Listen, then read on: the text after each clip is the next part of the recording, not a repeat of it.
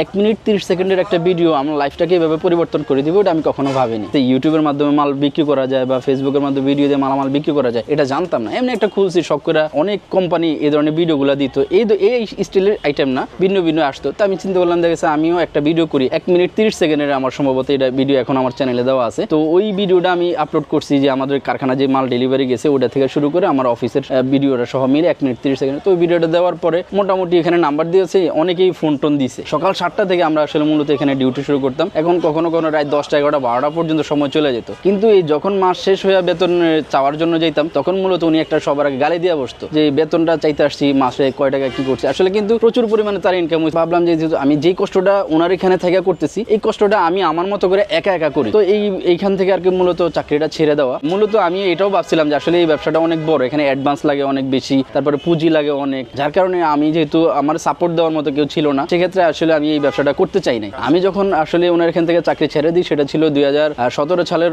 রোজার ঈদে। তখন আমার কাছে বেতন বোনাস মিলে 12,000 টাকা ছিল। তো আমি ওনার এই 12,000 টাকা নিয়ে ওনার চাকরিটা ছেড়ে দিই। পরিবার আসলে এই ব্যাপারে মত ছিল না, কারণ পরিবারও তো সাপোর্ট দেওয়ার মতো কিছু ছিল না, যার কারণে আমি যখন চাকরি ছাড়ছি তখন কেউ রাজি ছিল না যে আমি কেন চাকরি ছাড়ছি বা চাকরি ছাড়াটা আসলে আমার জন্য ঠিক হয় না। তো পরবর্তীতে আমি এই চাকরি করা অবস্থায় আমি যেহেতু এত টাকা ইনভেস্ট করতে পারবো না বা এত টাকা আমার কাছে নাই, সেজন্য আমি ভিন্ন ভিন্ন ওয়েতে অনেক কিছু চেষ্টা করছিলাম, যে সবজি বিক্রি করা এবং দেখা গেছে যে পাশাপাশি বোতামের ব্যবসা করা, কিছু ফুটপাতে জামা কাপড় ব্যবসা করছিলাম, কিন্তু কোথাও আমি তেমন একটা সফলতা পাই নাই। পরবর্তীতে চিন্তা করলাম, দেখা গেছে আল্লাহর রহমতে আমি যেটা শিখছি, মানে যেটার উপরে আমি 5 বছর চাকরি করছি, তো ওইটাই আমি আবার শুরু করি। না আসলে বুদ্ধি দেওয়ার মতো কেউ ছিল না, যেহেতু আমি মাদ্রাসা পড়ালেখা করছি, আমার ওরকম ফ্রেন্ড সার্কেলও ছিল না, আমি একাই। তো এখান থেকে দেখা গেছে আল্লাহর রহমতে নামাজ পড়তাম, আবার যে সময় একা থাকতাম ওই সময়গুলোতে আমি এখানে বিষয়গুলো নিয়ে চিন্তা করতাম যে কি করলে আমার কিছু ইনকাম হবে। আসলে মাছের ব্যবসাগুলোতে তো আর আপনার মাছ যদি আমি রাখি তাহলে কয়েক আইটেমের মাছ রাখতে হয়, তো ওই তো পুঁজি আমার ছিল না। তো আমি অল্প কিছু মাছ নিয়ে আসতাম, এগুলা পরবর্তীতে দেখা গেছে সেল করতে করতে কিছু থাইকা গেলে ওটাই আমার লস হয়ে যেত। মুখে মাস্ক লাগায়া এই বাবুবাজার ব্রিজের উপরে আমি ব্যান্ড ঠেলছি। এই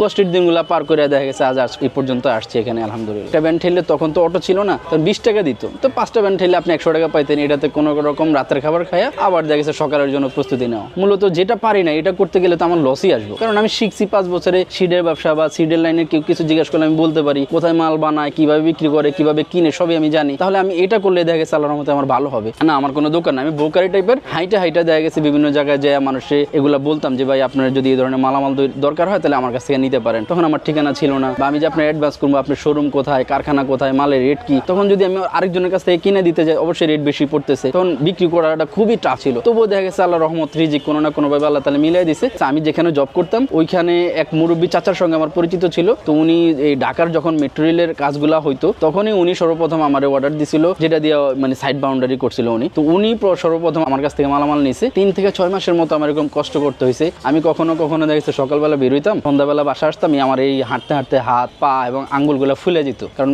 অনেক পরিমাণে হাঁটতে হইতো। দেখা গেছে হাঁটতে হাঁটতে দেখা গেছে গাড়ি ভাড়াটা চিন্তা করতাম, খাবার টাকা মিলতো না বা খাবার খেয়ালে গাড়ি ভাড়া মিলতো না। এই জন্য এইভাবে প্রায় 3 থেকে 6 মাসের মতো হয়েছে। আমি আসলে অনেক জায়গায় গেছি, যেমন আপনার এই বিক্রমপুরে গেছি, সিলেটে গেছি, তারপরে দেখা গেছে মাওতেল এলাকায় গেছি, নারায়ণগঞ্জে গেছি, সাভারে গেছি, ঢাকার বাইরে চট্টগ্রাম পর্যন্ত অনেক জায়গায় আমি এরকম জায়গায় যায় লিফলেট দিয়ে আসছি এবং কার্ড দিয়ে আসছি যে মালের জন্য অর্ডার করার জন্য। তেমন খুব বেশি কেউ একটা অর্ডার দিত না, তো ওই চাচা অর্ডার দিছে। আমি যখন জব করতাম এখানে শুধু ইন্ডাস্ট্রিয়াল প্রোফাইল টিন বিক্রি করা হতো কলকারখানার জন্য, যেটা বড় বড় শেড করতে ব্যবহার করা হয়। পরবর্তীতে আমি দেখা গেছে ছোট্ট একটা অফিস নিলাম, এটাও যে আমার শুভাকাঙ্ক্ষী ইয়াসিন ভাই ওনার টাকা থেকেই আসলে মূলত এটা শুরু করা, ওনার সঙ্গে একটা অফিস নিছি। তো এর পরবর্তীতে আমরা দেখলাম শুধুমাত্র প্রোফাইল না, এটার সঙ্গে ফাইবার লাগে এবং এটার সঙ্গে আরো ঘরের কিছু আসবাবপত্র বিক্রি করা যায়, যেমন আপনার ইন্ডাস্ট্রিয়াল টালিটিন আছে, ইন্ডাস্ট্রিয়াল বাস টালিটিন আছে, ফাইবার গ্লাস আছে, পি ফোম আছে, স্ক্রু আছে, আপনার স্যান্ডউইচ প্যানেল আছে। এখন আমরা স্টিল বিল্ডিং এর যত ধরনের মালামাল আছে সবই এখন আপনি আমাদের কাছ থেকে নিতে পারবেন খুচরা এবং পাইকারি দাম। না মূলত আসলে চাকরি করলে অনেক কিছু শেখা যায়, অনেক কিছু জানা যায়। কেউ যদি ব্যবসা করতে চায় সে আসলে আগে চাকরি করা উচিত, কারণ চাকরি করলে তার ভিতরে একটা